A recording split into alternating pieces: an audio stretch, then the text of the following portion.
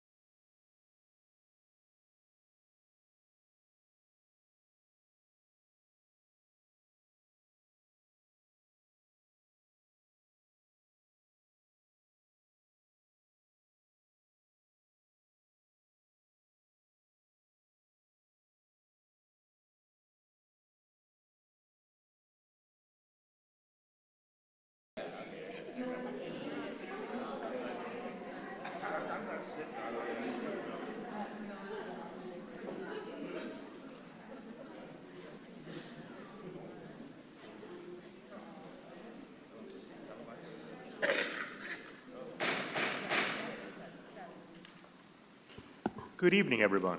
Nice to see you all here. This is the regular board meeting for the Chico Unified School District Board of Education for December 17th, 2025. We have been in closed session in which no action was taken. So we're going to go ahead and move on to, well, let's start with the flag salute. How about that? All right, will you please join me in rising to the flag salute?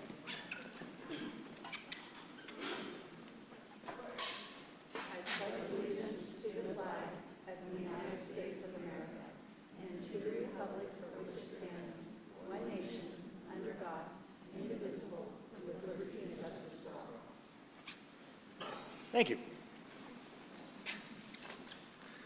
And with that, I'm going to hand it over to Superintendent Blake for report and recognition. All right, we've got some cool things happening tonight. We're pretty excited. First up, we've got Kathleen. Come on up and share what you're going to share. Like making sure you're still behind me. Hello. We are here tonight. We have the great privilege to stand here tonight to present the Superintendent's Award for certificated staff. We are thrilled to honor Tamara Ferguson, our lead teacher at Loma Vista Early Learning Center in the Little Panthers classroom. For over 20 years, Tamara has transformed her preschool classroom into an inclusive laboratory of imagination, discovery, and joyful learning.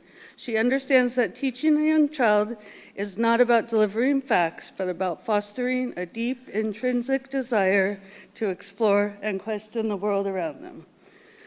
The nominations we received from our preschool team members painted a clear picture of her extraordinary impact.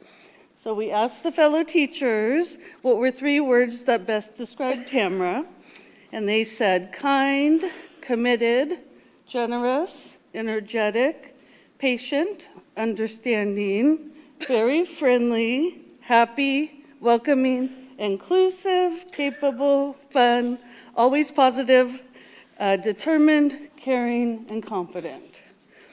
When we asked them what was the best part of working with Tamara, they said that she always makes them feel supported, valued, inspired. Your kindness creates a positive, inclusive classroom environment, and her generosity encourages those around her to grow and succeed. She is flexible about schedule changes, which is great for the speech pathologist. She has a positive attitude and puts the needs of her students first and does it all with a smile. She is a collaborative problem solver and has a fun, personable sense of humor. When we asked her fellow teachers how she inspires them, they said she leads with compassion and purpose. Watching her give her time, energy, and heart to both students and colleagues reminds me of what true dedication looks like. Her positivity, work ethic, and willingness to go above and beyond motivate them to bring out the best of themselves and our preschool team. Her positive attitude is inspiring.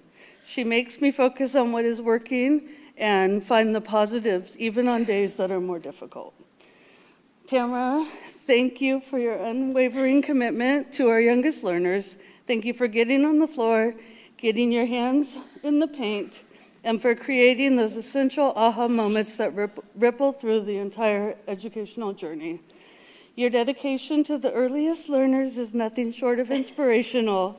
You're not just preparing students for kindergarten, you're sparking a lifelong love of learning, and that is truly a powerful gift for our community. On behalf of the district, thank you for being an exceptional human being and an extraordinary teacher. Thank you for showing us all the profound beauty and importance of a great beginning. We are so proud to celebrate you. On behalf of the district, it is my sincere honor to present you with the Superintendent's Award.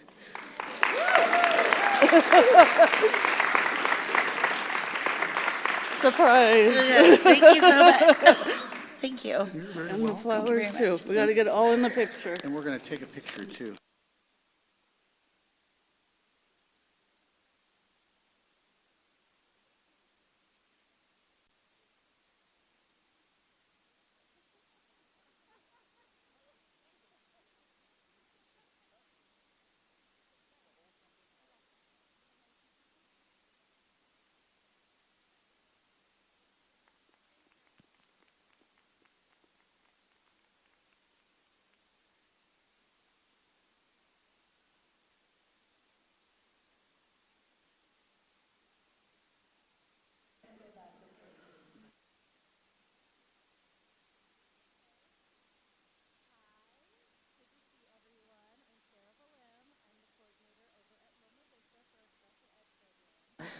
I have been loud before. Okay, so poor Tracy. It's not a surprise because someone oopsied and maybe mentioned it. And I said, Tracy, can you come because we're giving Megan? Because I did not know how I was going to get her here, and I didn't want her worried because Tracy cares about everything. And I thought, she'll worry. And Tracy went, okay, yeah. So she has been drug forward because really Tracy encapsulates so much of what we do and the best of what we do. And I could go on because she was a paraprofessional in my class and I looked so good. And I'd be like, yeah, that's me. No, it was Tracy.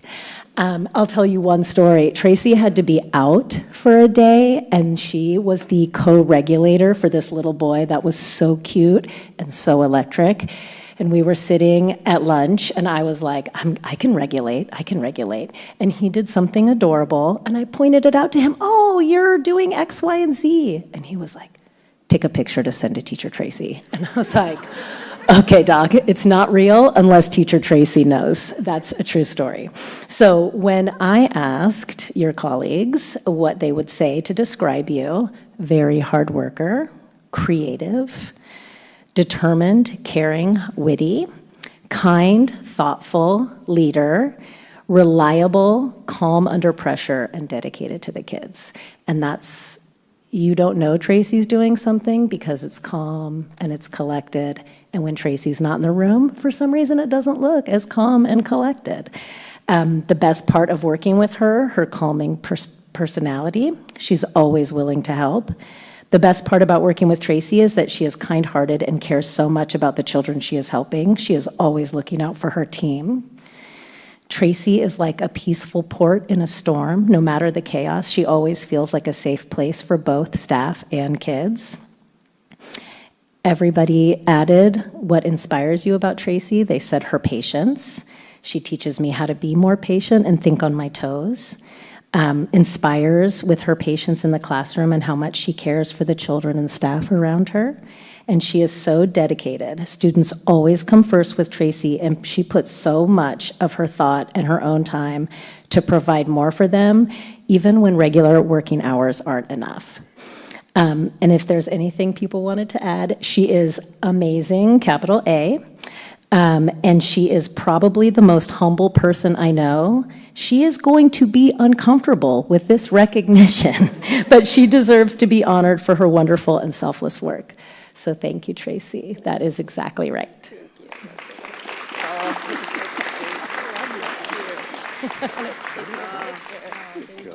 Congratulations.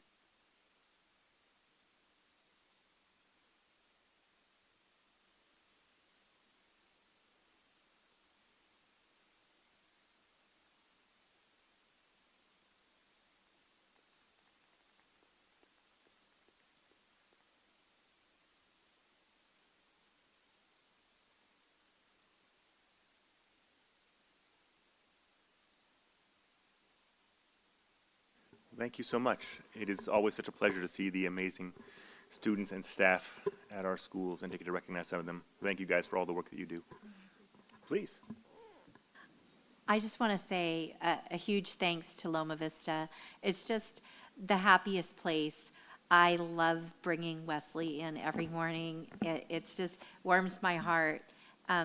People who don't work in his classroom know him and greet him, and he is always so happy to come. So thank you guys for all you do. It's so important.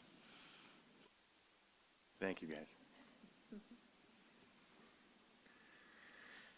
And with that, we are on to our not regularly scheduled item. We are, as we always do in December, going to hold our organizational meeting. So we are going to, as per Ed Code, select new officers for President, Vice President, Clerk, and Secretary of the Board. Quick rundown. We're going to elect a president first, and then whoever is elected president will run the rest of the meeting, including the rest of the elections. So we are going to first have every member of the board will have a chance to nominate someone if they choose to do so.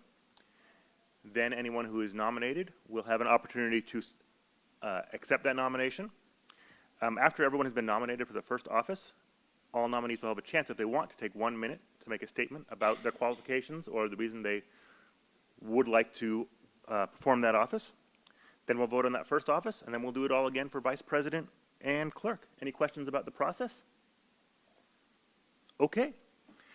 In that case, we are going to select a new president.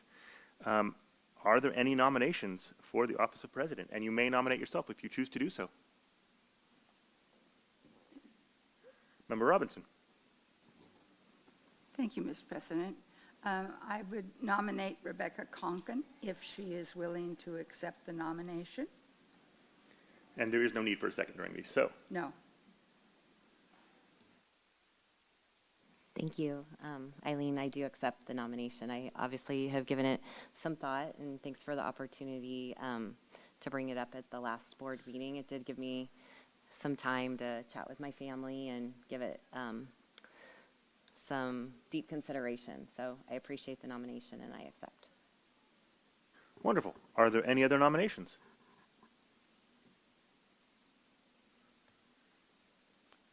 Well, that makes that easy. All right. Put it on the record. Do you want to give a statement of qualifications? Oh, goodness. Let's see. This is my first term. I will be completing my third year, so I have one year left in my term. I'm serving currently as vice president, and the previous year I was the clerk. And last year at CSBA, I did attend the training for preparation to possibly be the next board president. So other than that, I don't know that I have outstanding credentials, other than I'm willing to give it my best shot. I'm sure you'll be wonderful. Thank you very much. Okay. All those, well, we'll have to do a roll call vote. I guess this is our first action. So let's go ahead and start with Member Robinson, and then we'll just move to the left. All those in favor of electing Vice President Conkin as president? Robinson, aye. Hayes, aye. Lando, aye. Olson, aye. And with that, we have a new president. Welcome. For ease today, is it okay if I just move this stuff over to you, and we'll rearrange the deck chairs later? All right, take it away. Wow, nothing like being thrown into the role. All right, I appreciate everybody's patience with me this evening. Obviously, not a whole lot of preparation involved in this, so I appreciate your patience and grace. So with that, I believe it's time to nominate a vice president for the next year. I'd like to nominate Gail Olson for vice president. So I don't believe we need a second. Gail, would you like a moment to speak to your qualifications? Sure. Let's see my qualifications. This is my one-year anniversary of being on the board. I did attend at the School Board Association convention. I did attend the president's session, and so I feel like I'm ready to take that next step. I'm always eager to learn and support my fellow board members. Thank you. All right. I believe it would be appropriate to, we'll do a roll call vote again. Oh, any other nominations? I'm sorry.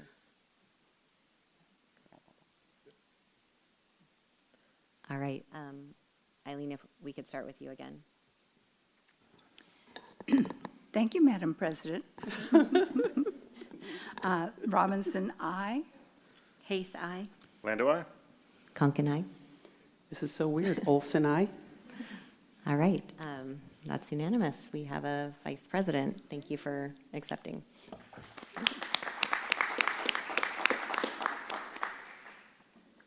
All righty. Moving along, our next position will be clerk. And I'd like to ask right now, are there any nominations for our board clerk? I would like to nominate Member Hayes. Would you like an opportunity? Or honestly, I just need to ask, is this the time we ask if there's any second? Okay, or any other nominations? Are there any other nominations for clerk? And does Member Hayes accept? Oh, yes. Do you accept that? I would. Okay. I'd be honored.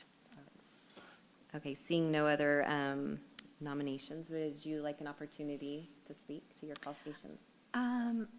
Well, again, it's my 1-year anniversary, and I'm happy to take on those clerk duties. They were explained last year before the organizational meeting, so I have at least a perfunctory idea, and I'm happy to do it. All right. I think you see how this goes. You go clerk, then you go vice president. Just looking ahead. All righty. We'll see. Okay, Eileen, can we begin with you again then? May we begin with you? Again, thank you, Madam President. Robinson, aye. Hayes, aye. Lando, aye. Conkin, aye. Olson, aye. All right, thank you. Yay.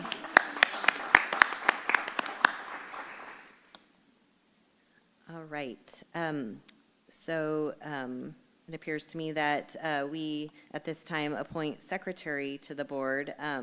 This traditionally has been our superintendent, Greg Blake. I would like to ask right now if we have a motion to nominate Greg Blake as our secretary of the board. Sure, I'll nominate Mr. Blake. And we need a second on this one. I'll second that motion. Thank you, Eileen. All right. Do you want to speak to your qualifications? I would be glad to serve as the secretary to the board. Thank you. Thank you for the nomination. The motion. Eileen, will you begin with our vote here? Eileen. I'm sorry, what? Would you like? President would like you to begin. I was reading, so I don't do two things at once very well. Robinson, aye. Hayes, aye. Lando, aye. Conkin, aye. Olson, aye. Thank you, Greg.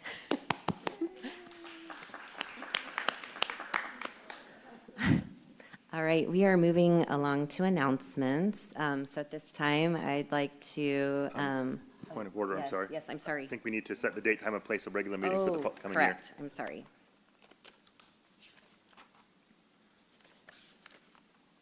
I missed a whole page there. Okay.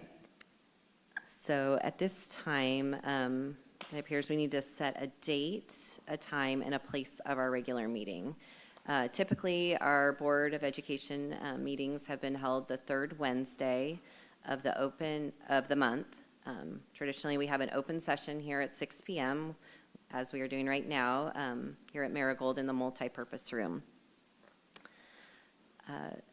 You can find the proposed meeting schedule for 2026 with the dates on the online meeting agenda.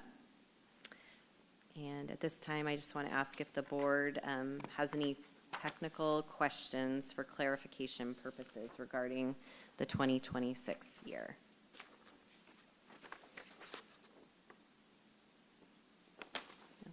Okay. And at this time, is there any public comment in regards to the date, time, and place of the regular meeting? All right. Okay. So at this time, I'd like to ask if if the board has any motion in regards to the agenda item we just discussed. Sure, I will move adoption of the schedule as proposed in the agenda. Okay, Second. great. And do we have any discussion on this item? I'd like to, if you might, I know there has been some past discussion about relocating the meeting, and there may be some continuing discussion. We have nothing to report at this point, but just to make everyone aware that there are discussions, we have, we've made a home here at Marigold. However, this is a school, and they like having their building to use themselves. And so if we can work out a suitable alternative, I think we're going to go look at that. That's a good point. Right. There was a motion to approve, right? And seconded, okay, so we are ready for a Yeah, we vote? are ready to vote. Do you think it's okay to do it in a, like we can do since the last few Yeah, votes have been absolutely. unanimous? Okay. So we'll, remind me what that's called. It's not a vote. We've been unanimous, so we can. Voice vote. Spent more time asking about that than if we just went through it. But okay, let's do a voice vote on this one. All those in favor of complying with our current plan until further notice? Does that sound appropriate at this time? Okay, all those in favor? Aye. Say aye. Aye. All right. Nay? Anyone opposed? All right. So all those in favor, we had 5 votes in favor, 0 opposing, so that passes. All right, that concludes our annual organizational portion of the meeting. We're going to be moving along to our announcements. So at this time, President Kelly Searle, if you can come to the podium. She's the CSEA Chico chapter president.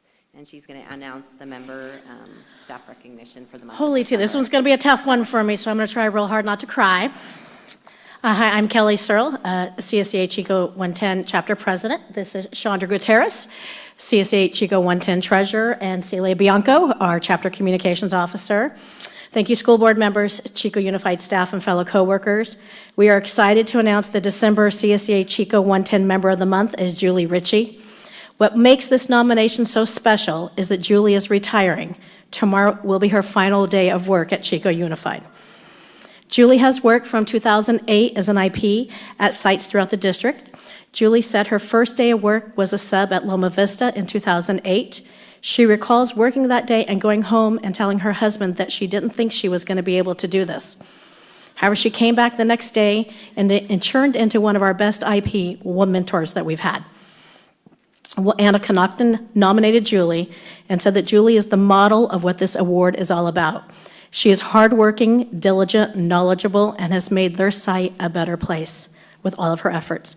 She had the pleasure of meeting Julie a few years back when she joined their staff, and from the moment Anna met her, she knew the school received their biggest blessing. Julie is getting ready to retire, and we want her segue into her best life with her granddaughter, knowing that she made a difference in the world of education, Anna's life, and those lives of those around her. She is appreciated and is going to be greatly missed. Julie said she had the honor of working with some great teachers and aides that have taught her so much about working with students with special needs. She has met amazing people that she got to work with throughout her Chico Unified career, whether it was a custodian, office manager, cafeteria worker, or the director of special ed. She hopes she has had a positive influence on the students that she worked with for the past 17 years. It's hard to say goodbye, and she will miss seeing the kids and the friends she has made over the years. But she gets the opportunity to help raise her granddaughter, and family is the most important thing. Now, this is the tough one to read, because I hope someday when I'm in this place, somebody of this stature writes something like this about me. This is from Pedro Caldero, and shame on him for not being here to say it himself. What sets Julie apart isn't just that she showed up every day, it is how she shows up. She possesses a rare gift of exceptional communication skills, as she was focused and to the point. Whether she was collaborating with teachers to help best support students or breaking down complex ideas for a struggling student, she always found the perfect words to build bridges and create understanding. But her true magic lies in her work with the student. Julie has an unwavering belief that every single child can succeed, and she worked tirelessly to help them meet their learning goals. She just didn't teach them academic skills. She taught them the power of work ethic. Through her kindness, her positivity, and her deep, caring nature, she created a safe space where students felt brave enough to try and resilient enough to keep going. Julie, thank you for being a steady hand and a warm heart in our school. You haven't just improved grades, you have brightened lives. We are so grateful for you. Julie, you have been a vital part of Chico Unified, and we are going to miss you. We wish you the best in your retirement and hope you remember your time at Chico Unified fondly.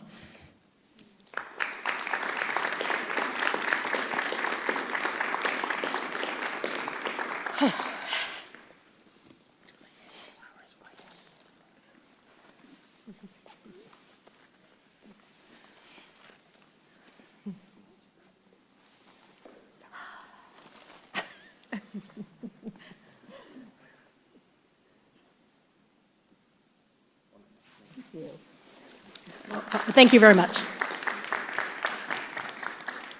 I just want to end by starting in the Mod Severe world.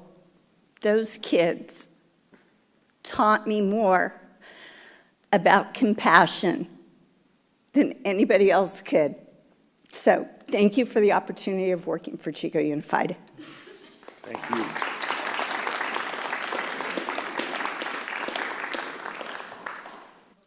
Tearjerker night.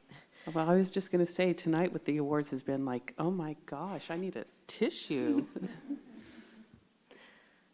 All right, thank you. We're going to be moving along. This is the time and announcements where the board has the opportunity to report any upcoming student events, awards, school site accomplishments. And we'll have an opportunity to report our experiences at CSBA later, so we'll stick with this at this time.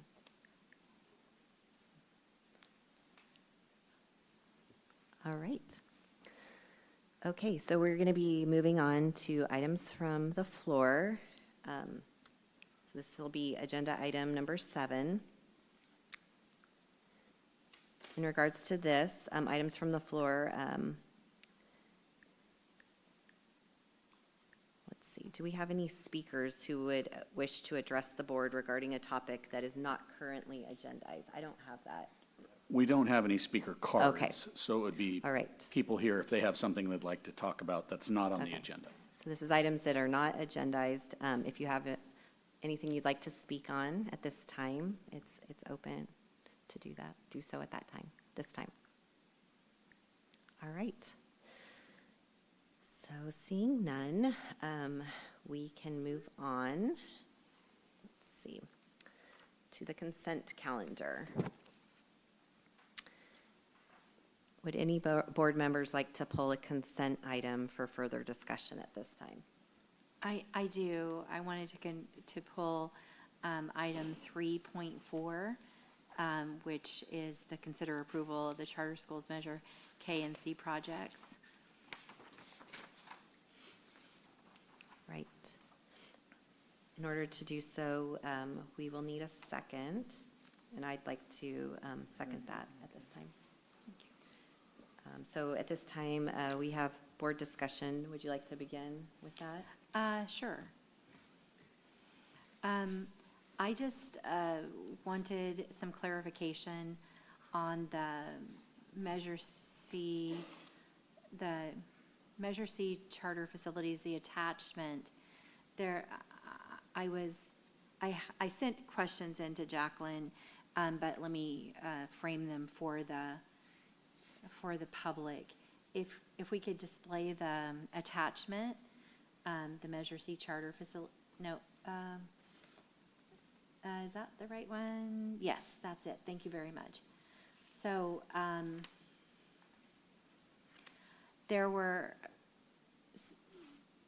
so I was curious about for Inspire. So it says the total funds available for Series A, B, and C was $9 million. And then the total funds available for the 65% of the meaningful facilities is also $9 million, and then the remaining balance is $9 million. And then the actual dollars spent is $7 million.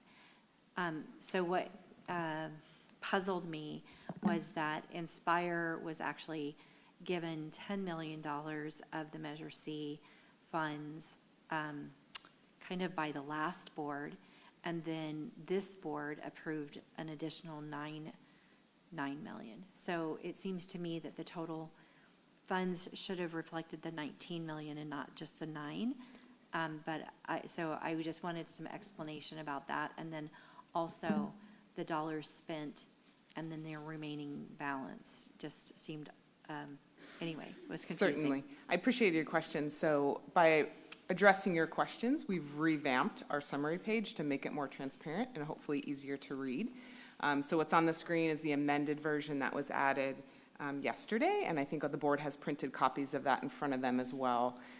So I just want to walk through that. So specifically to Inspire, they did receive $9 million out of the charter allocation of Measure C. There was an additional $1 million that is coming out of the district side. So that's the $10 million that we referenced, but really only $9 million is coming out of the charter side. So Okay. that's the Fremont Street project. That's the first column. Okay, The middle column, they did not receive an allocation based on their enrollment, so that's Right. 0. And then the board granted another $9 million out of the 65% pot. So there's $18 million coming out of the charter side of Measure C for Right. Inspire.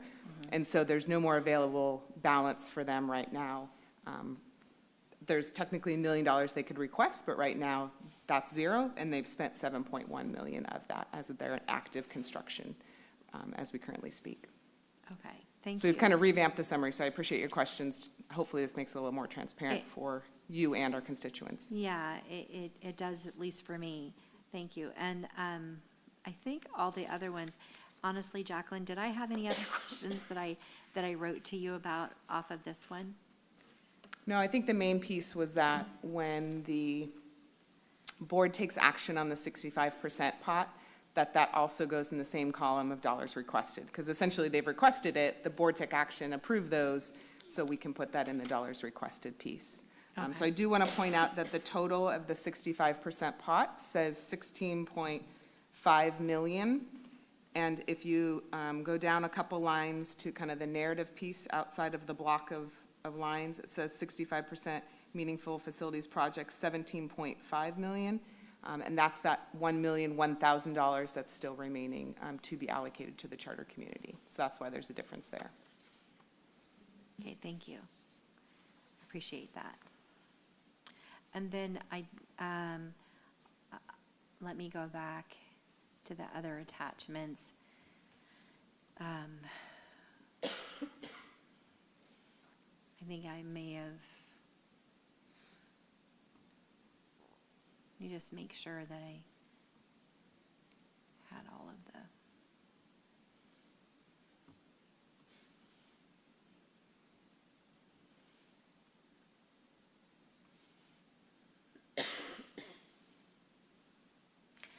So on the Measure K charter facilities attachment as well, I did get this explanation already, but again, for the public, I was curious, and if we could bring up the Measure K charter facilities, please. Yeah, the tracking worksheet. So on the step up, so there was a negative balance for step up of $405, but then I see that the actual, when you're looking at the actual dollars spent, the $109,345.57 is under the total funds available. So I just wondered, I was just wondering about why there was that, how did that happen? And then again on Inspire, it's showing total funds available, the $3,377,561, but the actual dollars spent is over $4 million, and yet they have a credit balance of 86 cents. So again, this just was perplexing to me. And this will be corrected when it comes forward at the next board Okay. meeting related to the Measure K Okay. dollars. Okay, thank you. That's all.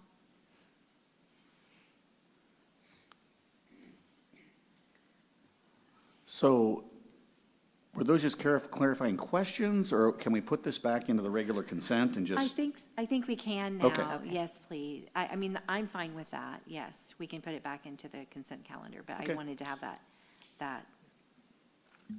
discussion. Thank you. All right, so at this time, I'd like to ask if there's a motion to approve the consent calendar. I move to approve the consent calendar. Do we have a second? I'll second. Would we like to have any more discussion at this time, or are we comfortable moving forward with the vote? Okay. Seeing as it was unanimous last time, all those in favor of approving the consent calendar, please signify by saying aye. Aye. Any opposed? Okay, that passes 5-0. So we can move along.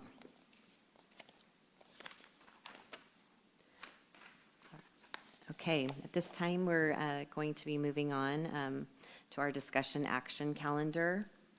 This is 9.1.1 in regards to resolution number 1711-25, exemption of the Henshaw Gwen site improvements and further construction from the City of Chico's zoning ordinances. So, Julie Kissel, would you be willing to present to us tonight? Yes, thank you for your time. So in front of you, you have a resolution. You've seen us exempt ourselves from the City of Chico ordinances in the past. It's standard operating procedure that we do this on all of our projects. We do work very cooperatively with the City of Chico. We meet with them often, and we ask for their advice and take their advice. However, we do exempt ourselves from having to potentially spend a lot of dollars on street improvements and those sorts of things with our projects, like a regular commercial project would be required to do. So this is for the property on Henshaw and Gwynn, which is the site of a future elementary school for our district. And it's also the site of a joint use project with CARD. That CARD will be building a portion of our play fields for us and a parking lot as part of the Henshaw Park. So that's why it's coming to you at this time. Any questions?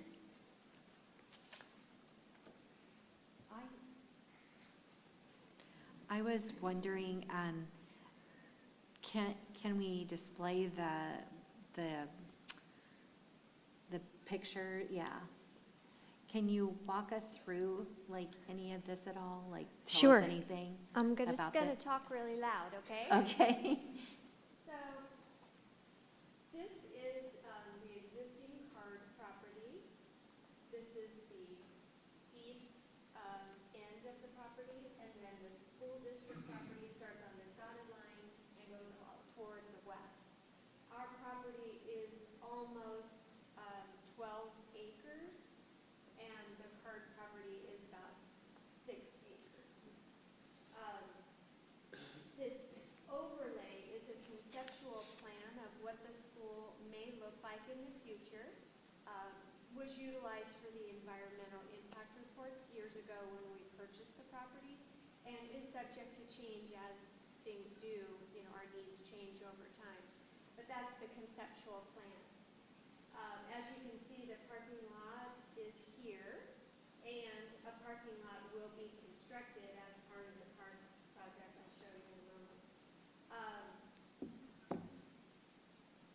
So this overlay shows the improvements that would be happening to the park portion. It has two multi-use courts, like futsal or could be pickleball courts, meandering path, a pump track for bike riders, big play structure in the middle, restrooms, and open space for play. They're going to be keeping almost 99% of the trees that are existing there now, which the community has been reached out to multiple times. They've had a lot of participation from the public on the plan, and a lot of good feedback coming from the surrounding neighborhoods.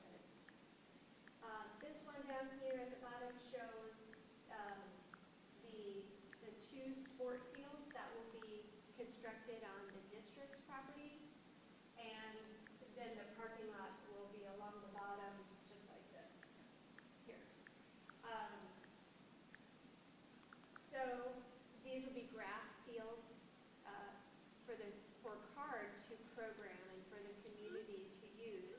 until we become a school. And when we become a school, then the area will be fenced and it will become part of our elementary school. Would become part of our what? Elementary school. Good? So, can I, just for clarification, this is coming to us now because CARD is going to start moving on doing work there? CARD is in the development of their plans. They're almost complete. They're working with the city of Chico on the plan approvals and everything that they need for utilities. It's coming to you because we plan to use our remaining 6 acres as an outdoor classroom like we have for many years. And we don't want the city of Chico to make us put curb, gutter, and sidewalk all the way around it at this time, because we're going to be driving tractors and things over it, and they understand that. But that's one of the things that typically comes with a city of Chico, review for those kinds of site improvements. Okay, thank you. Yes, thank you. You're welcome. Does the board have any other questions regarding clarification? At this time, I'd like to ask if the public has any comment. All right, do we have a motion to approve resolution number 1711-25? All motion to approve? And a second? I'll second, and then I have a question for clarification. It seems as though over the years, we've had to talk to the neighbors about what's happening with that property. Has CARD, do you know, taken that initiative to talk to the neighbors in that area about what's going to happen with that property? Yes, they have held public meetings at the Masonic Lodge twice. They had a lot of participation, like 90 people came. They got a lot of feedback on what the community desired for the park, and so they are fully aware. Does fully aware equate to in agreement with? Well, as you know, you can't make everyone happy all the time. So there are some neighbors that would rather it stay just like it is. Gotcha. And not make any changes. But anyone who lives in that neighborhood or has lived in that neighborhood sees the signs and knows that is a future park for the community at some point. And I think CARD has been doing amazing work with building, recreational and athletic facilities in our city for the last couple of years, and they just want to make good on the promise that that property will become a park. Okay. I know that we've had discussions with the neighbors because of the uses that Chico Unified has made of the 6 acres that we, are involved with. So just wanted to check it out. I have no other. Okay. Are we ready to vote on this? All right, let's go ahead and vote at this time. All those in favor signify by saying aye. Aye. Aye.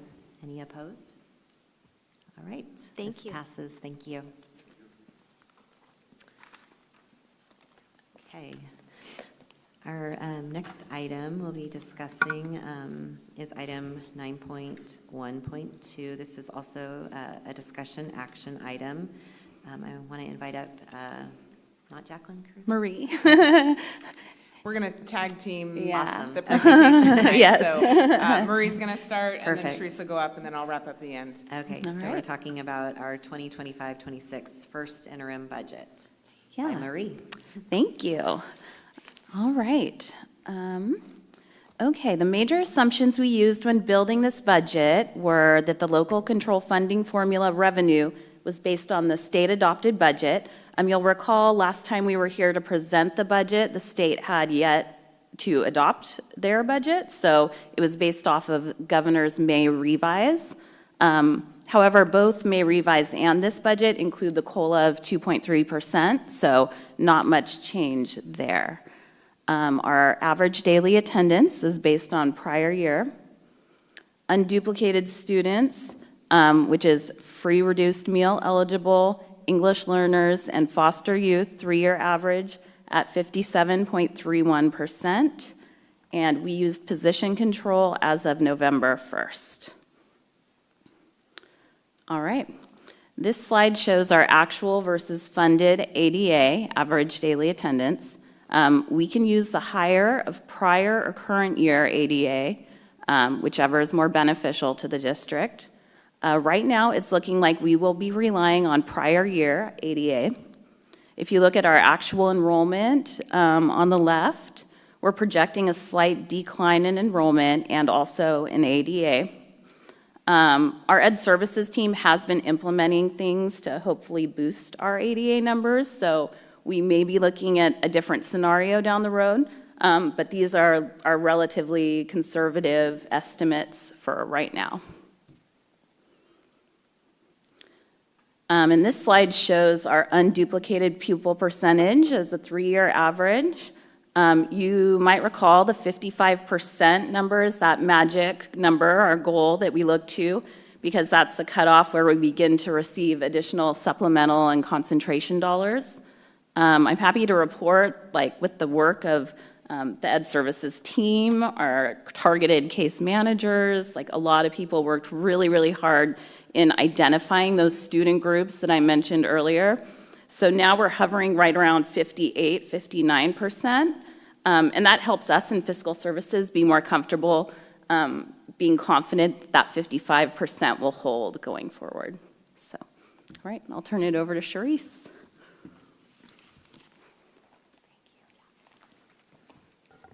Okay. Good evening, board. So using the information that Marie just presented, we've come up with an unrestricted budget that shows a change in fund balance of negative $830,000 as of right now. As Marie mentioned, we're working hard on trying to utilize things like attendance recovery, which is a new program this year, to hopefully help our ADA. So hopefully that number will get better when we come back and present at second interim. And then these just show breakdowns of the revenue on the unrestricted side. So on the unrestricted side, 94% of our revenue comes from the local control funding formula, which is driven a lot by average daily attendance and unduplicated pupil percentage. That's why we pay a lot of attention to those numbers and making sure that we're setting ourselves up for success. And then this pie chart you've also seen before, this shows our breakdown of our expenditures on the unrestricted side. So those 4 green pie slices, when we take all of those and add them together, it's about 89% of our total expenditures on the unrestricted side.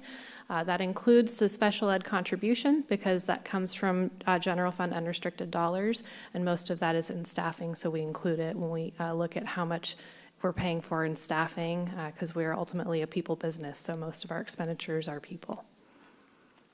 Okay, and then the last slide I have for you, that's the breakdown of the unrestricted summary, is the transfers in from other funds. So the top amount, the $4.317 million, that comes from redevelopment agency pass-through revenues, and we use that mostly for our routine restricted maintenance account, otherwise known as maintenance operations. And then the developer fee admin support, that $28,000, that is 3% of our current revenues that we're projecting out of our developer fee collection for the year. And then when we get into the contributions to restricted programs, we're estimating about a $27 million contribution to special ed. That represents 61% of the total program costs. So we are mainly funding special ed, the majority of it out of our general fund at this point. Routine restricted maintenance account, the $6.7 million, that we are required by Ed Code to give 3% of our general fund total expenditures to our routine restricted maintenance account, so it helps for maintenance operations. And then a couple smaller contributions. So we have a Proposition 28 Arts and Music, about $122,000, and that is for elementary arts and music, FTE. our full-time equivalents. And then we also have a small contribution of about $87,000 that's helping to pay for new electric chargers for our buses. We're going to be reimbursed partially by PG&E, but we will have to make a small contribution out of the general fund. Okay. Thank you. So moving forward, we're halfway through the school year already just about, so one of the tools that we always want to look at is the multi-year projection, which is the current school year plus 2 more out school years. So I want to draw your attention to the 4th line down that says net increase, decrease in fund balance. So that tells us if we're spending more than we're bringing in or if we're surplusing, right? And we're not spending as much as we're coming in. So we are deficit spending in all 3 years. Pretty minor in my world, given a budget on the unrestricted side of $160 million. You're talking about $1 million here. And things fluctuate throughout the year. We're still estimating our attendance percentage. We're hopeful it goes higher. So I do want to draw your attention to that. And then the very last line is our undesignated fund balance. That does show that even with the deficit spending, we still have our ability to hit the reserves in the 3rd year, which is what Assembly Bill 1200 requires districts to have. So behind all of those numbers that we just saw were a whole lot of assumptions, but I do want to draw your attention to a couple on this slide here. The very first bullet does talk about our enrollment, and we are looking at a small decrease in enrollment for the next 2 years, 131 and about 160. Now that TK is fully implemented, we're not seeing the growth in that area that we have in prior years. The other piece I want to point out is the second to last bullet, which is our elementary counselors. They're currently in a restricted funding source that ends at the end of this year, and so we will be pulling them over to LCAP, which is under the general fund, beginning in 26-27. In the current year, we brought over our secondary wellness counselors, so they're now general fund, and we will be pulling over the elementary counselors as well. So they always say cash is king, right? So we always put this in here because we do, at the end of the day, need cash to be able to run payroll every month. So we have very healthy cash balances. You can see there's very much a pattern every single year. November is our low month. December, we get property taxes, and we bounce right back up. So if we can make it through November, we're fine.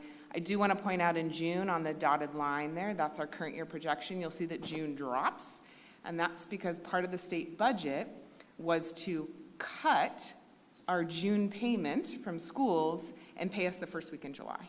So it's a cut on the state side. It just means we have to manage cash differently on our side. So that's why there's a dip in June. I would imagine that that will probably continue in future years. So we just manage it on our side. And then at interims, we have to self-certify. We have to say whether we're positive, qualified, or negative, and you can see here what that means. And I'm happy to say we are self-certifying as positive. We can meet our reserve levels in all 3 years. And that's a good position to be in. So. Next steps, we are expecting the governor's proposal, his last budget proposal, as he is terming out, in mid-January. And so we'll be watching and waiting for that. We are seeing a softening of the estimated COLA. So in this budget here, it's at over 3% for next year. And the latest number I saw earlier this week is 2.51. So it is being pulled back a little bit. And then this is the time of year after winter break that we start looking at our enrollment for next year, and we figure out what kind of staffing we need. So working very closely with Ed Services and our HR department. And then continuing to work with Ed Services on feedback related to our program. What does that look like? And getting feedback from our parents and our community. And then the 3 of us will be back in March, and we'll update the budget again with current year as well as the out years. And that's really where the governor's budget plays in to kind of give us our best estimate of what 26-27 may look like. And that's all we have for you tonight, unless you have other questions. I have a question, and I'm not even going to pretend like I know what I'm really talking about, but at the CSBA, there was mention of funding possibly moving from ADA to enrollment. And is that something, if that were to happen, that would benefit the district? It's a tricky one. Okay. So if the state were to go that route, districts whose attendance percentage, let's say, is 86, 87%, they're going to win. And districts who have attendance percentage that are, mid-90s, maybe even us, we're at 93.9%, may be detrimental to us. So from what I'm hearing from our fiscal groups is that there is some momentum at the state legislature to go that direction, as long as there's accountability measures. And the only way to get there is when there's a surplus of money, because you'd have to kind of phase it in so that no district is losing money per se, or extremely negatively impacted by that. So if we were a even higher attendance percentage district, I'd be very, very worried. But I don't think they'll implement it in one fell swoop. I think you would have some districts go under who are very high attendance percentage. So, but I do think there's momentum to have the conversation, and as new money comes available at the state, how do they start to implement that and shift from ADA to enrollment? But it won't happen overnight. Yes, go ahead, Eileen. Thank you for that input. I'm with Ms. Olson. Why? What's the motivation behind making that change? There's usually some justification somewhere that either helps the state balance their budget, or why would they want to make that change? If you I think they're getting a lot of pressure from districts, right? So we hire a teacher. They're there every single day. We hire a custodian. We hire the aides. We have the bus drivers. And there's basically a financial penalty to the district should a student not show up. And so I think there's a lot of pressure from advocacy groups on behalf of districts and charter schools to say, hey, we're staffing every day. We should be funded on enrollment, not on whether or not the student comes to school. And related to the accountability piece, there are districts who are basic aid, which means their property taxes are more than their local control funding formula, and they get to keep that money, so they actually don't get any state aid. And they still have accountability measures. They still have a dashboard. They still do state testing. So that mechanism's already in place. So that's kind of shot down the whole accountability piece if we move to enrollment. So if I remember correctly, this has been the argument for a number of years for making that change. It's not new. I've heard that one before. Okay, that makes more sense. So I don't have a question, I just have a comment. This is, I was looking at our board agenda and I'm like, gosh, this is a jam-packed, agenda. And then I started thinking about you folks who every December have to, it's not just getting ready for the holidays, but you guys every December have to put this together, and you do it with good cheer and grace. And I just want to say, this is only my second year of you guys presenting, but both last year and this year you did so with just this is what you do, and you don't seem harried, and I'm thinking it must be, you do a really good job of just it's not just doing the budget, but then doing the presentation and then presenting to us, and I just want to thank you. Agreed. Are there any other questions, comments? All right. And is there any public comment? Do we have a motion associated with this agenda item?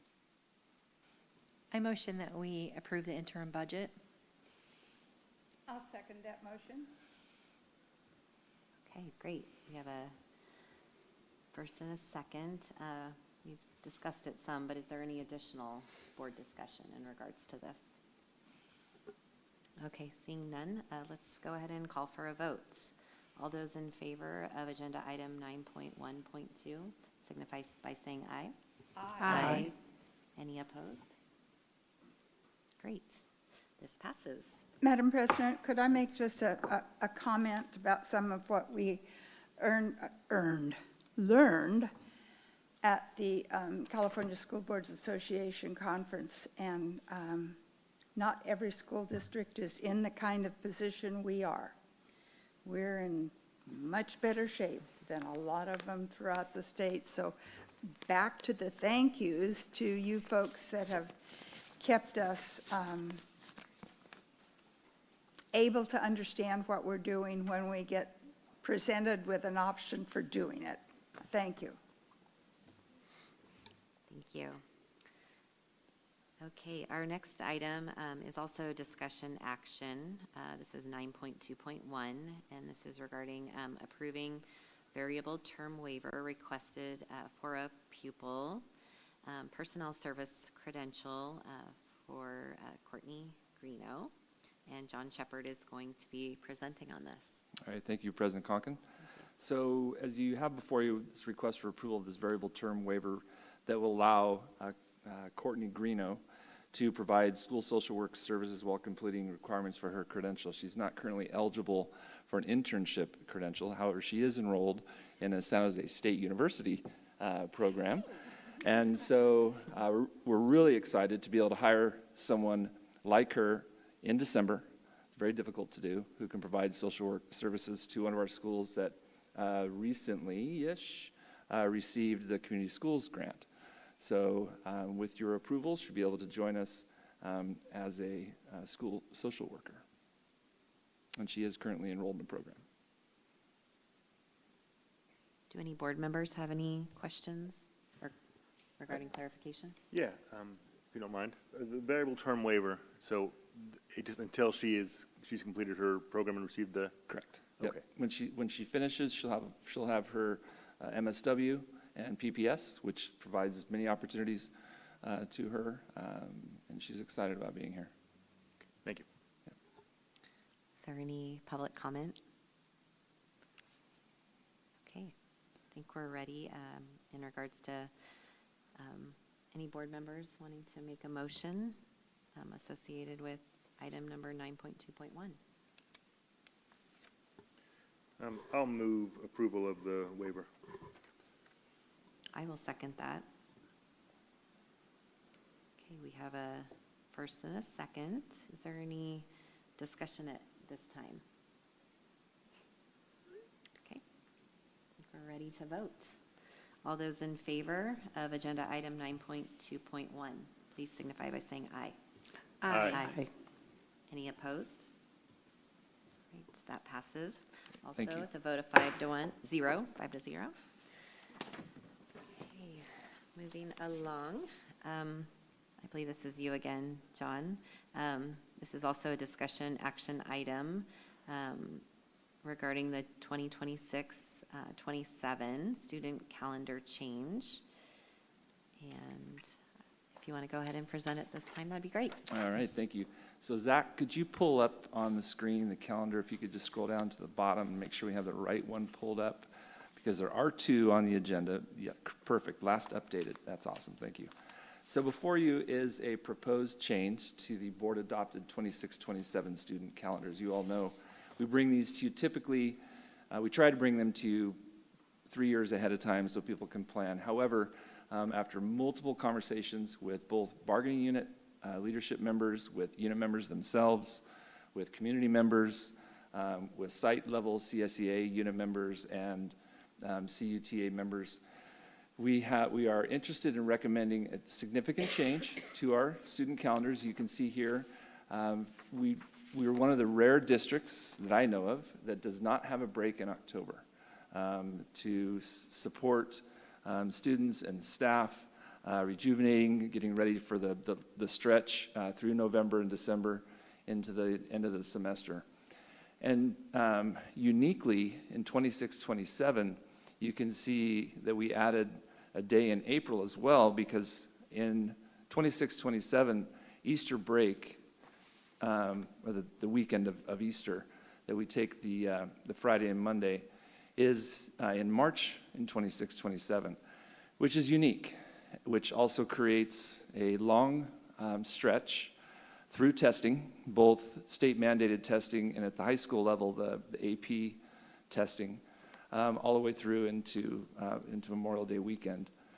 So by adding a couple of contracted non-work days, not holidays, but contracted non-work days, it would move up the beginning of the school year to Thursday, the 13th, And then another change that we are really interested in, based on a number of reasons, ranging from our MO&T staff, maintenance operations and transportation, being able to facilitate graduation much more easily, and ensuring that our counseling staff, for example, on the Friday after graduation would be able to work with kids who might need to get into summer school or might need some help with transcripts for colleges.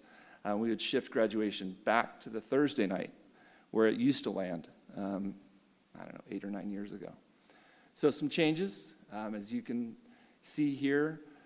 It also better aligns the first semester number of days with the second semester number of days. There is a significant difference between those two prior to this proposed change. So we bring this before you as a recommendation to move forward for 26-27. I have a comment. Can I make a comment? Absolutely, yeah. Okay. As a retired special education teacher who taught many years of ESY, also known as extended school year for special ed students, that Friday after graduation was always a day for teachers and instructional paraprofessionals to prepare for their students. And so I am so happy that that can come back to give those teachers that opportunity to really get their classes set up before the kiddos show up the following Monday. So thank you.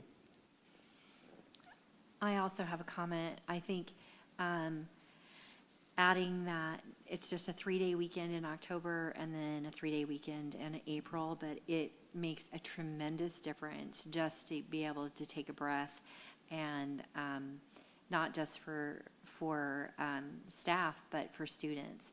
It's a long slog from September the 7th all the way till November 11th.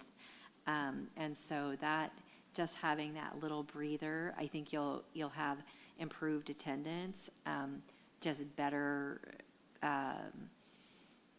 mental health, just a better outlook. I think this is long overdue, and I'm hoping that the district will make sure that whenever they're looking at calendars, when you see an extended period of no breaks, I think we need to artificially make sure that we, if we can, put those in, because it's killer. And people just get sick too. I mean, because it's a grind. And so I think we might actually see improved ADA because of just giving people some rest.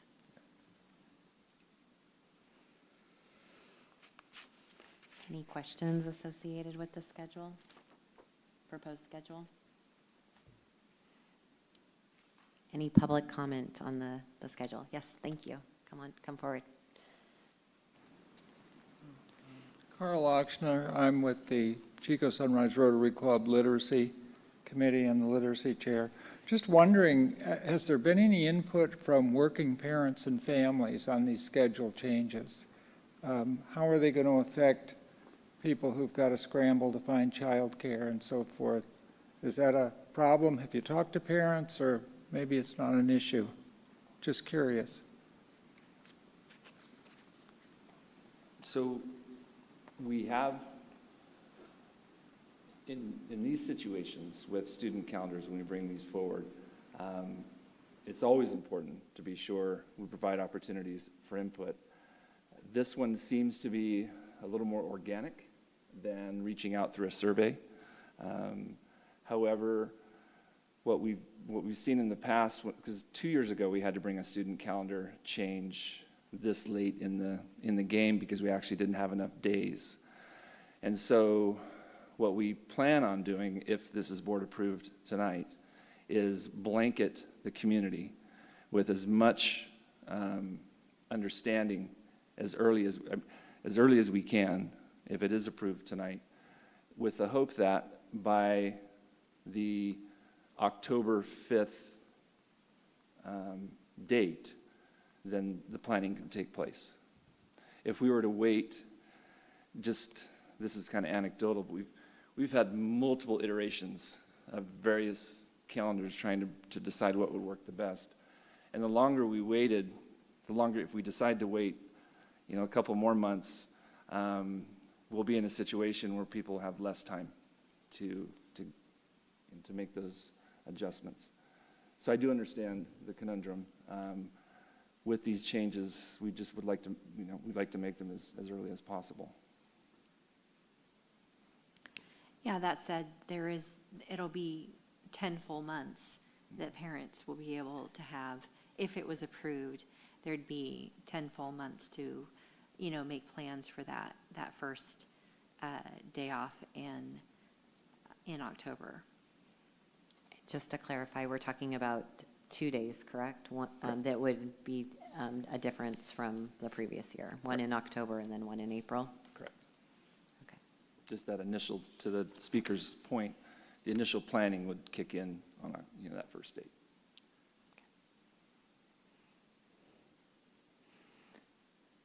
Are there any other additional comments from the public? Thank you, though.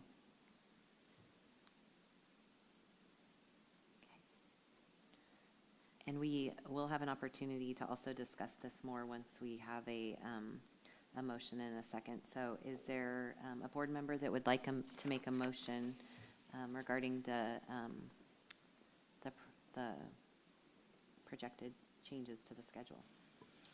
Yes, I motion that the board adopt the last updated 12/10/2025 student calendar for the 26-27 school year. I'll second. So at this time, we will have the opportunity to discuss this. So if anyone would like to discuss this further, we certainly can. I just want to say to the speaker's point again, Mr. Alternate, that I'm incredibly impressed because I usually find out about my kids' 3-day weekends about a week before they happen. So I totally recognize the need for parents to be able to make plans. But I think 10 months is plenty, and this is a fairly minimal change to the schedule. And it cleans up a couple things that we needed cleaning, so I appreciate it. Thank you very much. I think what I would comment is I appreciate the thoughtful consideration, and I know a lot of time and energy has gone into this, and I believe that this is student-centered, and it's also acknowledging the needs that our staff have as well. So I appreciate when any changes are made that look at things like mental health and improving attendance and those things. So I appreciate the motive behind it. Madam President? Yes. I'm sorry. Could you just repeat the 2 days that we are talking about, October 5th, and what does it turn into? So October 5th, and just to clarify, if it's not completely clear to the public, this would be a holiday for both students and also, I shouldn't use the word holiday, but not a school day for students or a work day. So no staff, no students. Right. And then again in April 26th. So providing, I guess, 2 long weekends. Yes. Got it. Thank you. So any further discussion? Okay. I think we're ready to take a vote at this time. All those in favor of the changes, and I just again want to make sure I'm clear, this is the updated version, the 12/10/2025 version.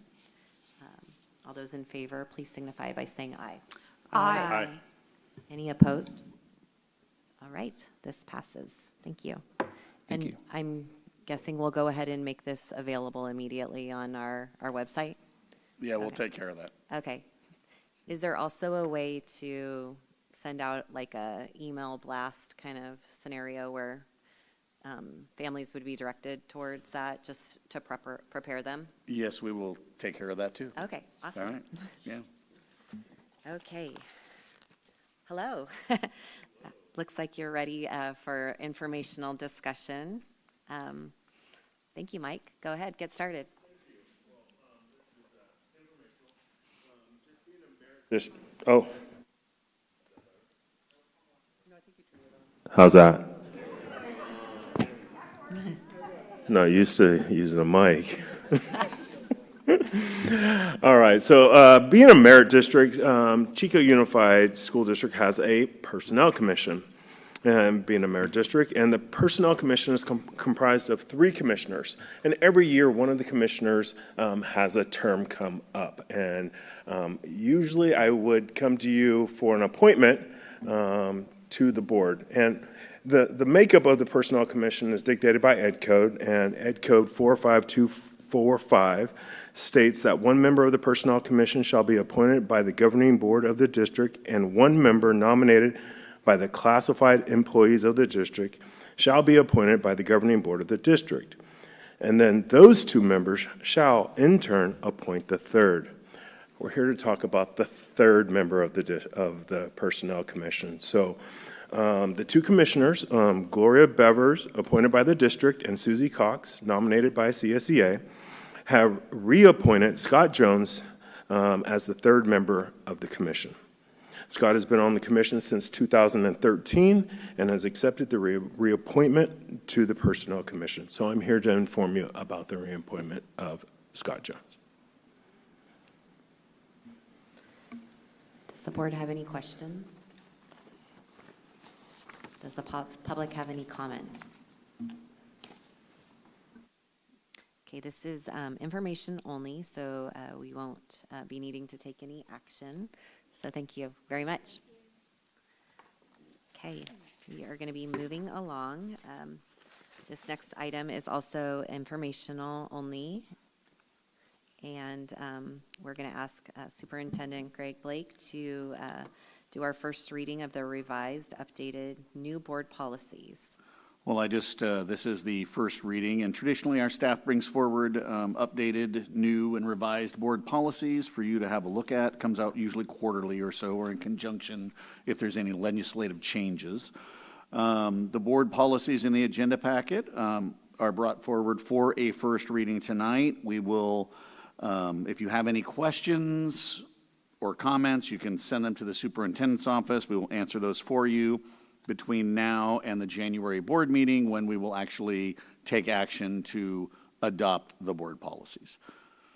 So you got a month to read them all. That's fair. If you have any questions, let us know. We can take care of them for you. So, okay, Eileen. Yes. Thank you, and thank you for the assistance from Superintendent's office. I started through these, and there wasn't a consistent pattern of adding versus deleting, and I got lost. And thanks to assistance from Erica and the superintendent's other support staff, I have received an additional full copy of these updated board bylaws. And if any of you are having trouble, reach out and get assistance, because there's a lot there. And the help worked. Well, at least I hope it did. Yeah, that's true. I mean, we printed a color copy, and you can clearly see what the strike-throughs are and the additions and the deletions and things like that. It's very difficult to see on your phone. It's just so small. So if you'd like a color copy, let us know. We'll take care of you. How about a great big monitor? Easy. Are there any public comment regarding the revised board policies? Okay, so as mentioned earlier, this is information only. We don't need to vote on this tonight. We'll be doing that at our January board meeting. Thank you, Greg. Okay, at this time, we're going to be moving along to an item that is discussion and also action. This is resolution number 1710-25. We touched on this at our last meeting, but this is regarding a resolution to increase compensation of board members in accordance with Education Code 35120 and Board Bylaws 9250. So, let's see here. So the board has the opportunity to take a look at what they're being compensated and increase it up to the maximum amount of $2,000. That is what the current Ed Code says, so that's where your discussion lies. Thanks, Greg. We did start this discussion at our last meeting, so it's just an opportunity at this time. We can ask questions for clarification purposes regarding the new legislation and changes to Ed Code. I think we're all fairly familiar with what those legislation and changes are. We will have an opportunity to discuss this once we actually have a motion and a second, but first I'd like to ask the public if they would like to weigh in on this or if they have any comment. Okay. Do we have a motion by a board member? I guess we're going to have to get pretty specific here before we can even discuss. Okay. Okay, let's, so this doesn't necessarily have to be the motion that we all agree on, but let's get something out there to kind of get the ball rolling, and then we can discuss at that time.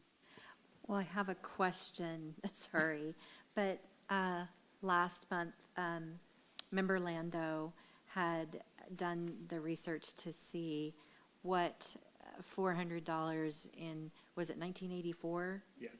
Yeah, what that would equate to in 2025 dollars. And I was curious, I didn't write that number down, and I know it was in, I think it was in the minutes, and I could probably do that. Do you happen to know what that number is? Honestly, not the tip of my tongue, but I'll also be honest, and I just took it to one of the federal government's inflation calculators and plugged the numbers in, and we could do that very quickly, once again, if we needed to do so. It was around 1,250 or so. Yeah. I'm utilizing a U.S. inflation calculator, and in 1984, $400 will be equivalent in 2025 to $1,250.43. Good number. Okay. Yeah, and so I'd like to motion that the board stipend be raised to $1,250. Do we have a second for that I'll motion? second that motion. Okay, great. So this is a great opportunity now. Since we have a motion and a second, we can open this up for board discussion. So let me tell you why I thought that Tom's idea was a great one. There were some other suggestions made. We had public comment saying that perhaps the board stipend should be somehow tied to wages of district employees. And the reason and specifically the lowest hourly wage of any district employee. And there were a few things that I thought of. I would look at that and I say, why the lowest? I think it's important to value this work.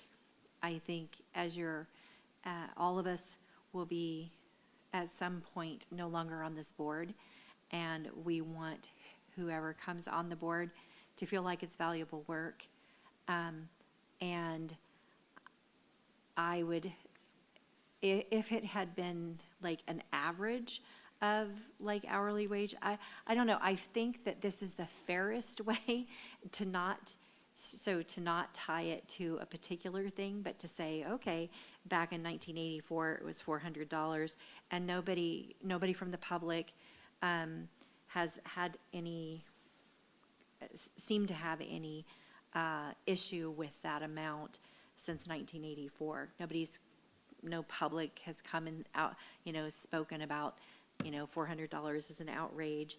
And so I think if you're just looking at it from the standpoint of $400 in 1984, it got you this much, and if you just look at the inflation calculator, this is what it would equate to.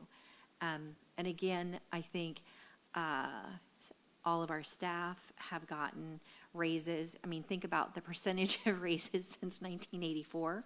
Like, it would be stunning to look at the CSEA wages, CUTA wages, administrative wages since 1984. And I'd say that I think keeping up with inflation is an objective and fair way of looking at it. And so that's why I'm putting forth that as a motion. I thought that it was a fair way of looking at it, and I appreciated Mr. Lando putting that forward. I'd like to just have a discussion, because I also, I like your way of thinking. That makes sense to me. I also want to acknowledge that, and sorry, Tom, that it's happening now, but I do feel the president puts in considerably more time, and I wonder, I'd like to have a discussion. I wonder if that's something that we would like to recognize as well, that the president receives a bit higher of a stipend for the amount of time put in, not only in meetings with our superintendent and other district staff, but also to actually run the meeting. So I'd just like to open this up for discussion. And I don't have an amount set in my head, but anyway. So this is one of those things that in a perfect world, absolutely the president would be doing more work than other board members. But I imagine over the course of the years, there may have been presidents that perhaps didn't. You know, I mean, there's always that. I don't know, and I certainly, if Tom believes that that's an appropriate thing to do, then I would say I'm not necessarily opposed, but since all of this time, all board members were paid the same amount, I think that one taking on the president's role is something that one considers and says, I realize I may be doing more work, and it's, you know, kind of for the good of my board, for the good of my community, and I'm not saying that we should act altruistically, but I'm just saying that I know that not all presidents are equal. Like I've seen, and I'm not talking about this board. I'm saying that I've been members of other associations that had presidents, and again, you have great ones and some okay ones, and so that's my comment. I'll definitely comment on this, but I'd like to hear your point of view first, but I do have an opinion. May I? Yes. Okay, in that case, I really appreciate the idea and ethos that I think we've tried to cultivate on this board, of the board being always 5 members, and that we're all just one of 5. And to that end, and I would hate to see a point, I don't think we'd ever get to that point, where somebody's vying for the presidency because they want an extra $50 a month or whatever. I don't think that makes any sense. And again, I like the idea that we don't single out, and again, it seems a little self-serving to say again, when we just moved the gavel, but I don't see a need for it, frankly. But I hear what you're saying, that there's a little bit extra work. And I already had a pretty firm opinion on this. I also don't believe that the president should have an increased wage. I also see this as we're all one team, and hope you guys realize I'm going to be counting on you a lot more than maybe you think. So with that, I also support that we are all equally paid. I like the objectivity of the plan that Tom suggested. I think it kind of just keeps things very objective, and I like the objectivity of it. I like the equality of everyone getting paid equally, and I mean, I know my motives in stepping into this role was not financial, and so I respect and appreciate that, I know your motives were also not in the same vein. So I do like the idea of setting up something for future boards. I do think it will provide an incentive for some that may not normally be able to have the opportunity. So I appreciate that.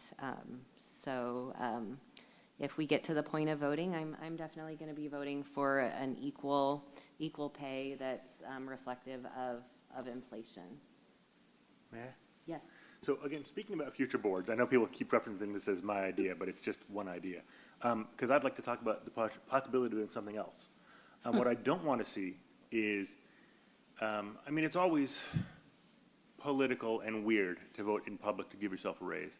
And I don't want to see the board have to do this again and again and again, frankly. I think there is an argument to be made for just going up to the 2,000, and then future boards don't have to worry about inflation. We don't do this every year. It just is what it is, and we take it out of the hands of having to make it a political football, say in election years or whenever else. I think it's worth considering at least that we just do that now for future boards. Yes. Thank you, Madam President. I'm going to support the motion to take it to $12.50, using everybody's argument, including yours, Tom, about not having to come back and do this again and again and again. I think that sets us for, the next 10 years or so. I also believe that breaking out a different compensation for the president, we never know when we step up to be president what that year is going to put in front of us. And it changes. You have no idea. Well, some of you don't have any idea. Some of us do, because we've been there, done that. But you get given significant hurdles to keeping the district running smoothly and forward. And I think our presidents have done an excellent job over the years. We've been through some things, and our presidents have always stepped up to do the best for kids, and the solid basis for the board moving forward. I'm very proud to have served 14 years. Oh, Jesus, it's been that. Anyway, a few years on this board with different colleagues. And we always step up and do what's necessary for the kids. This has been a student-centered Board of Education since the 70s when I first got involved, and I am so proud to be part of that organization, and I'm really glad that that this motion was brought forward, and I do support the $12.50 from the calculator that Jacqueline brought to us.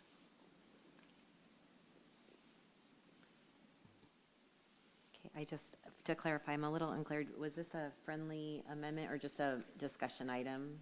It was just a discussion item. I'm Discussion curious if item. there's any other will to do that, and if so, I'll definitely make a substitute motion, but it seems like people are still thinking about that idea right now. So I'd be happy to make a substitute motion if we need to, but I'm not sure if anybody has any other discussion they want to make about it right now. I do see your point of, in 1984, the $400 was the maximum amount that was permissible, and since 1984, it's been the maximum amount that Chico Unified fell under. That being said, and I do see the idea of, well, what's different now? But I'll say that the board does have the opportunity to revisit it, and I get that, I get that it may feel uncomfortable to come in front of the public and say, I think we deserve a raise, and yet that's what our staff, our staff does. our staff says, hey, we deserve a raise. And I think that this board has the opportunity to do that. I like the idea of it being based upon what did $400 buy back then, and now in $2025. I realize we have the opportunity to go to $2,000 a month. I'm not sure that simply because we have that opportunity that it, I don't know. I'm ambivalent about it. If the board felt strongly that $2,000 would be a better spot to land, I would vote in favor of that. But I like the idea of having something that, as Rebecca said, is objective and it's, Googleable. It's like there's a. I like that, and I'm not sure why the state of California decided to go from the $400 to $2,000. I don't know what their rationale was. I mean, they did have rationale, but I'm not sure exactly why they. I'm sure they could have Googled what, $400, was in today's dollars too. But, perhaps, they wanted to have that wiggle room in there. But as Rebecca pointed out, the board is also compensated with the ability to have medical benefits. Thank you. That's the word that was escaping me. So I think that the $1,250 is, it's 3 times what the stipend is now, and I think that it's a fair amount. And I think part of that 2,000 ceiling might, if I'm remembering correctly, there, obviously some boards are being paid more than $400. And there was a lot of thought put into the size of the district, if I'm remembering correctly. So the size of the district, the level of responsibility, commitments, and so forth. Right, and we didn't change, the size of the district didn't change any. We fell under that, whatever the size was, 400 was the maximum for that, for the size, and that's where we fell. I think it goes up to like 14,000 students or something, and we're at 12, we're 11 something now. But I think it went up that the cutoff was. Yeah, the current, where we land is between 10,000 and 25,000. Oh, 10 and 25, yeah. And for the point of discussion, and I'm not necessarily saying I'd be in favor of this, but I don't know if this is within our ability or jurisdiction, but is it possible to set it at $1,250 this year with the idea that it doesn't even need to be yearly, but every 1 year, 2 year, 4 years, it sort of climbs a ladder, similar like if you were on a staff, a teacher. I'm not sure. I don't know how that goes. We certainly could. You can make any of those choices. Something else you could consider is if the employees get a raise, you get it too, up until you hit 2,000.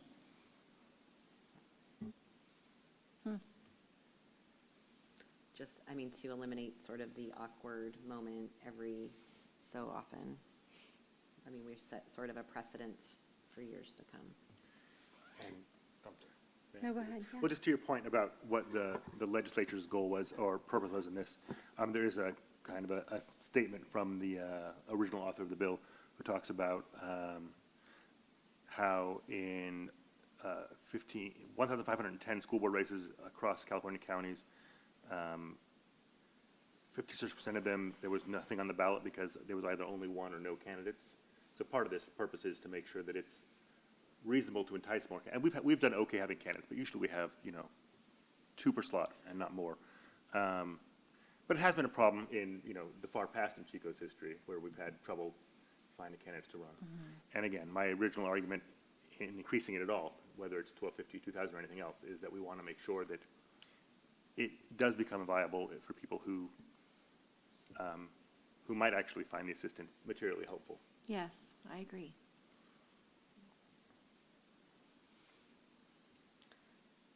Well, President Conkin, would you like to make a friendly amendment to say that it would be 1,200, starting at 1,200, and then as Superintendent Blake suggested, that if the staff gets a raise, that whatever percentage the staff is getting, that the board would also get that?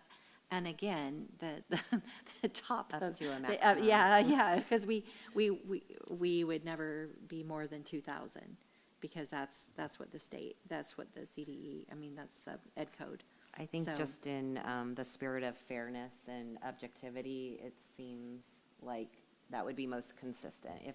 If our goal is to be objective and not weighing in on how we personally, feel, I think it just in the spirit of objectivity. Yeah, I think it makes sense, because it does address the argument about having to come back and argue about whether we want to raise again. If we just say, nope, this is where it's going to be, and that's how it's going to increase, that makes a lot of sense. Well, if you wanted to make that a friendly amendment, I would call that friendly. Okay. So I think you said 1,200, so I'm going to go ahead and stick with 1,250. 1,250 as So it Tom was 1,250. No, mentioned. did I say 1,200? You did, yeah, Did, I was going to try to clarify that. Oh, Yeah. well, that was a mistake. It was 1,250. So this is what I will say. I'm motioning that the compensation be 1,250, and additionally, if staff gets a raise, then the board will be extended that raise up until the point that the board stipend reaches the $2,000 ed code mark, at which point we would stop. And just be super clear, that raise as a percentage. As a percentage, correct. Thank you. I have a clarifying question, but I think it just got answered, because when the bargaining units accept remuneration for, it differs in how they accept their slice of the pie.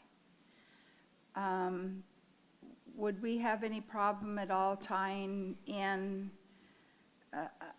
a percentage compensation raise?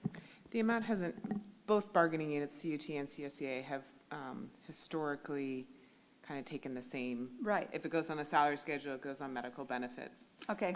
So if one group wanted to deviate from that, we would go with kind of the initial offer and use that as the basis to increase the wage. That answered my question. And I guess an alternative idea, not that I'm supporting this because I'm fully comfortable with the percentage, if we want to stick with the inflation calculator as well, that would be, I guess, another option. Just throwing it out there, but I'm comfortable with the percentage. I like the percentage because I think, again, when we value our staff, that's important. And I think it's okay for us to say we're valuable too. So I think, if I understand correctly, we have a motion by Member Hayes And I second. and a second by Member Robinson. And we still have an opportunity to discuss this more, I believe, correct? Madam President, I call for the question. Okay.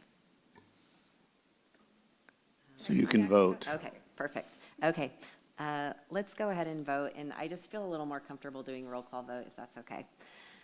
All right, we'll start with you, Member Robinson. Robinson, aye. Hayes, aye. Lando, aye. Conkin, aye. Olson, aye. All right, that was unanimous with a vote of 5-0. That passes. And do I need to Well, I want to read it? I'm gonna just, well, it's Yeah. not gonna be exact. We're gonna wordsmith it be just a more tiny exact bit, than but what I the can do. intent is gonna be what you just said. So let me make sure so we're gonna start with 1250. And then we'll put you have the resolution in front of you. We're gonna add a number 5. We're thinking it's gonna be number 5. The board stipend will be increased in the same percentage amount as the employee bargaining units, up to a maximum of $2,000. Correct. Good? Yes, Okay, sounds great. okay. Great, thank you. You're I welcome. need to do that. Okay. Okay, moving along. This is informational only. This is an opportunity, I guess this is the fun part, for board members to share experiences we had at CSBA. Just to kind of recap for the public, every year the board has this opportunity to, it's always beginning of December, we go to a conference that's held for all of the board members in California are invited to participate in a conference where we all meet.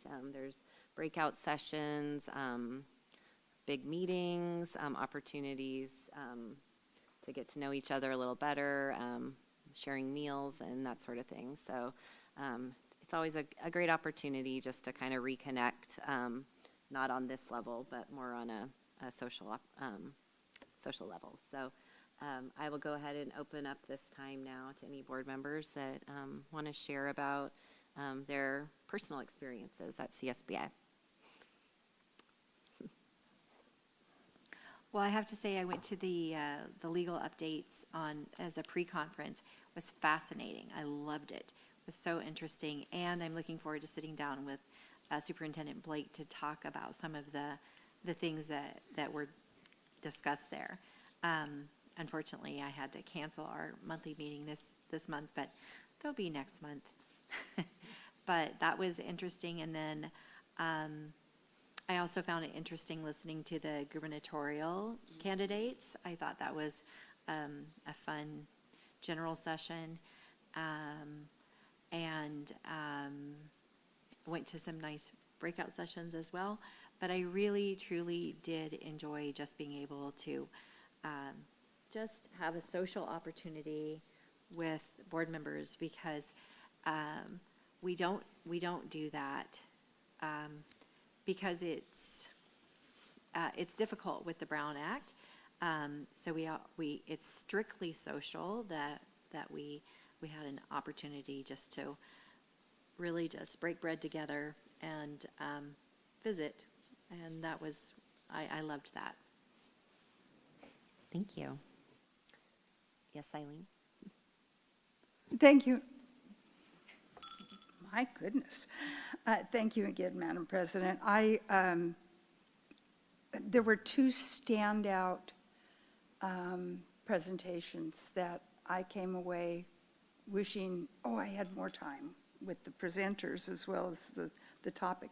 The first was from the Fresno School District, and their presentation on what they have done in partnership with their local community of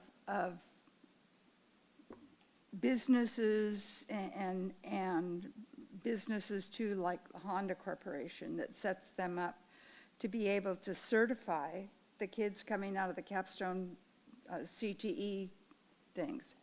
Amazingly effective. And they've been at it for a while, so they're a bit ahead of us.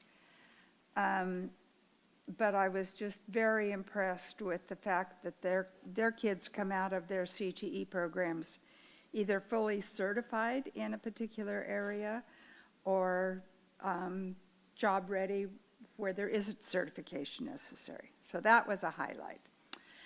The second thing was a low light. I attended the presentation on what's happening with the breaking up of the Department of Education. And by the breaking up of, briefly, they have assigned to a different department in the government jurisdiction over what the Department of Education currently has responsibility for. Some of the things that have been farmed out to departments that have this is an editorial and probably a political editorial, but I'm going to say it anyway. They have absolutely no idea what we have gained in the way of benefits from the Department of Education the way it is. There wasn't even a mechanism in many of those break up and here you take this on how they would move the money. So they were saying, okay, here you now have that responsibility, Department X, but we're not sure how we're going to send you the money to do what we just told you you got to do. So that was upsetting. I tend to get upset at stuff like that. However, I also understand that in order for something like that to move and become implemented and trickle itself down to us, that administration that I'm upset with won't be in office anymore. So, problem solved. And I'm going to end right there. Any others? Sure. If you saw me poking my phone, it's because all of my notes disappeared from my car when I got back, which is a little frustrating. So I was trying to rapidly recreate my notes by looking at the sessions, but there was one that really struck me. It was listed as a breakout on alt-ed reform, but it really got me thinking about how some of the best alt-ed practices look a lot like what we want our community schools to look like in terms of really building student and community efficacy and ownership of the education process. And it put me in mind of a couple resources that I'd like to share with the staff later on about how we can make both our alt-ed and our community schools places where students are excited to go, feel like is uniquely theirs, and have a chance to really become the person they want to be, not just the person we think they ought to be, and what that might look like for future educational practices. And then there were also a number of breakouts on math practice and math instruction, one focused on what Rockland USD is doing to improve math, which I think our staff is already aware of, but again, that's going to be a focus of mine for the next year, is really hammering on, is what we're doing in math working and how can we make it better? So it was exciting to see there were some people already blazing some of those trails and kind of leading the way. And it was, as always, great to hang out with all of you in a more casual setting, and it felt very collegial, which it doesn't always. That was really, really pleasant. And yeah, just appreciate the time, as always. Any others? Oh, yeah. I mean, they all talked. I got to talk too. Yeah. Right? Yes, it is. I just always have fun at these things. You just learn a lot. I'm not going to go into specifics, but I will agree with, they have a, what is it called, where all the people have their tables, right? Roundtable discussion? No, where you go in and you can walk around their fair. Oh, an expo. The exhibit hall. Yeah. And I got a lot of information from programs that, really are vocational type programs, and masonry and welding, and I'm excited to explore that a lot more, actually. And just, again, just learning and the information that you get from attending something like this. And as everybody said, we had an opportunity to hang out. Tina Keene was there, Greg Blake was there. So it was really an opportunity for us to actually grow, if you can imagine, stronger as a board. I think that we're a strong board and we're a good board, and we agree to disagree, but that's an opportunity for us to just really get together and connect. So. Awesome. Thanks for sharing. I'll just briefly share what I think was my favorite session, and that was partnering with resources in the community. I wasn't expecting it to be a heavy focus on mental health, but I was actually pleasantly surprised because that happens to be one of my personal reasons why I wanted to be a part of the board was just the mental health and wellness of our students. And so was excited and kind of rekindled my interest in that. And hopefully yeah, I can take what I learned in regards to that and share that with our board soon. So we don't need to take any action on this item, but I'd like to move forward. Let's see, kind of lost track here. This is items from the floor. Is that correct? Are there any comments, public comments specifically? Okay. So moving along to item 11, this is our opportunity for board members to request to agendize an item. And typically this is done ahead of time, and this particular time, board member Lando brought forth a request to agendize a discussion of the math curriculum adoption and district efforts to continually improve. So maybe motivated by some of the information you learned at CSBA. Yeah, absolutely. Yeah, I'd love to hear this. This is also partly brought around by the fact that we did cut down the number of special meetings and workshops we agreed to have. But for a number of years, we've seen more growth in ELA than in math. And I know we're working on that. I know we're in the middle of the math adoption process. So to that end, I would just like to formally hear, even if it's just a short, 30-minute, here's where we're at, presentation from staff about where we are in math adoption, how the math adoption process works, and what other practices teachers and leaders in the district are putting into place specifically towards math improvement. Awesome. So just at this time, I don't think we need to have any discussion about this. I guess I would open this opportunity to the board if they had a specific question, just to clarify what his intentions are in bringing this forward. And does the public have any comment on this at this time? So I'd actually like to, I'm really interested in hearing about this, so I'd like to make a motion. Is that appropriate to do? Okay, to bring forth this agenda item. I'll second that, shockingly. So this is a great opportunity now if we want to have a discussion about this at this time. All right. So I think it's fine if we go ahead and just call for a vote. All those in favor in bringing forth Member Lando's request to agendize the discussion of math curriculum, I'll signify by saying aye. Aye. Aye. All those opposed? All right, this passes.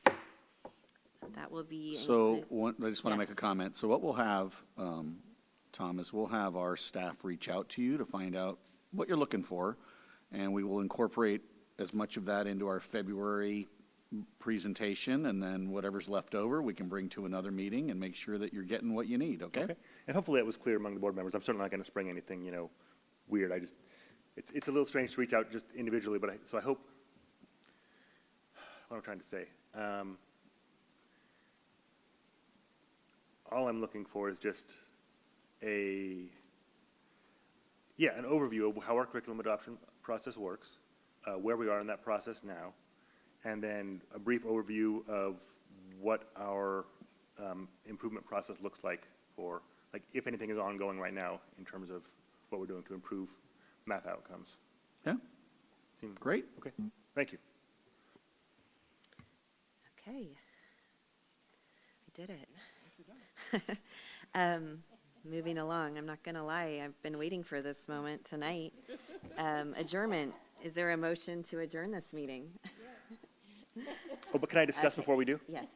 I just want to say thank you. You did great. I know you're nervous about it, but I'm really happy that you're in that chair, so. Oh, thank you. I'll second that. Okay, Right but before we talk about that, is there a second to adjourn this meeting? I think it was Member Robinson who, okay, a second? Second? I'll second. Okay. Do we want to discuss this? Okay. Let's vote. All those in favor of adjourning this meeting at 8 o'clock? 8:03. Aye. Aye. Adjourned. Yay.